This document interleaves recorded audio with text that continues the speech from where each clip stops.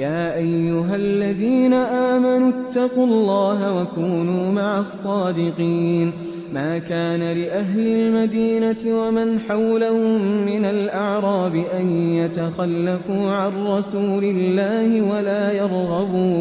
ولا يرغبوا بأنفسهم عن نفسه ذلك بأنهم لا يصيبهم ظمأ ولا نصب ولا مخمصة في سبيل الله ولا يطؤون موطئا يغيظ الكفار ولا ينالون من عدو نيلا إلا كتب لهم به عمل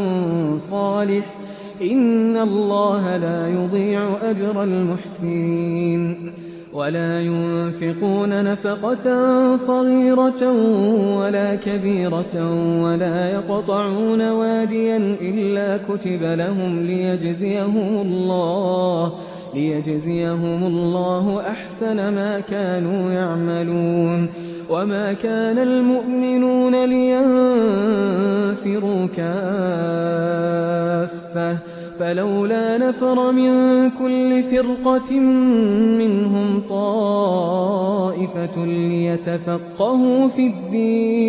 ليتفقهوا في الدين ولينذروا قومهم إذا رجعوا إليهم لعلهم يحذرون